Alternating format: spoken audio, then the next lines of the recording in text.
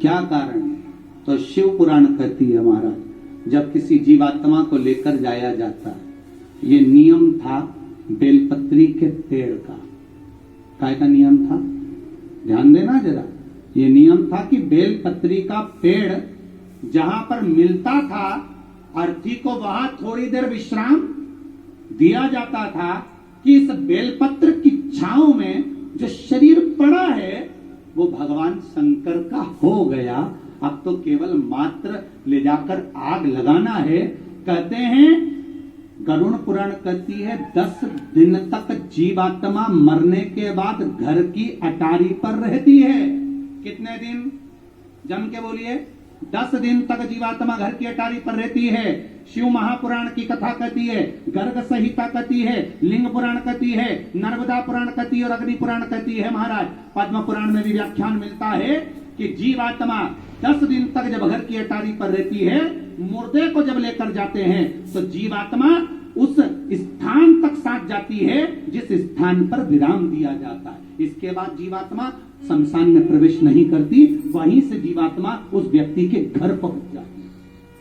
इसलिए अर्थी को रोकने के बाद एक पत्थर फेंका जाता है। ध्यान होगा आप लोगों को, जहां अर्थी को रोकते वहां पर एक छोटा सा कंकर पत्थर फेंक देते हैं, 2-4 उठाकर, अर्थात जीवात्मा वहां से वापस लौट जाती है उसी जगह जहां से अर्थी उठी थी, उसके घर पर जहां से अर्थी को लेकर आए थे। जीवात्मा वहां पहुंच जाती है। 10 दिन तक जीवात्मा उस अटारी पर रहती है। 10 दिन तक उसको दिखाया जाता है तेरे मरने के बाद क्या हो रहा है, तेरे मरने के बाद भजन हो रहा है कि नहीं हो रहा, नाम जाप हो रहा है कि नहीं हो रहा, कि लोग पूरी सब्जी खा रहे हैं। तो जीवात्मा को दिखाया।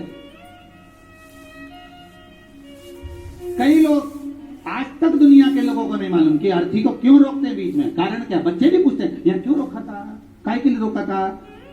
बस पहला सा नियम चले आ रहा है इसलिए रोक दी गई है। बस पहले से नियम आया, रोक दो, एक पिंड का दान दे दिया, वहां से आगे बढ़। शास्त्र कहता है रोक कर पहले ये देखा जाता था कि बेलपत्री का पेड़ हो, उस पेड़ के नीचे जब अर्थी को रोकते थे तो जीवात्मा के लिए किसी पिंड की जरूरत नहीं पड़ती थी, वो तर जाती थी। उसके लिए कुछ भी नहीं दिया जाता तो भी मोक्ष मिल जाता, तो भी मोक्ष। अब कई जगह तो शमशान में ऐसी जगह बना दी जाती है, शमशान के बाहर ही, कि यहाँ रोक दो एक जगह और वहां से फिर अंदर ले लिया जाता है। कई जगह जहां जगह नहीं है, व्यवस्था ही नहीं है, वहां कर दिया। बताएं मुझको कि दक्ष प्रजापति ने श्राप दिया है कि आशीर्वाद दिया? भगवान ने पूछा क्यों, क्या बात है ऐसा? नहीं, हम पूछना चाहते हैं कि कारण क्या हुआ? ब्रह्मा जी बोले, शंकर जी और आप दोनों तो ऐसे प्रसन्न हो रहे हैं कि दक्ष प्रजापति ने जैसे आशीर्वाद दे दिया आपको, प्रसन्न हो रहे हैं आप तो। भगवान विष्णु ने कहा, ब्रह्मदेव तुम समझ नहीं पाओगे, प्रसन्नता इस बात की है कि दक्ष प्रजापति ने शंकर को शमशान में बिठाया है। अगर कोई मरेगा, भले उसने जिंदगी में पाप करा होगा कि पुण्य करा होगा, अगर कोई मरा होगा, मरने के बाद उसको शमशान में ले जाया जाएगा।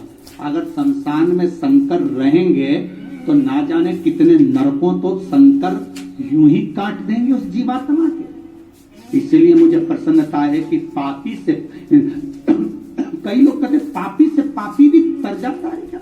पापी से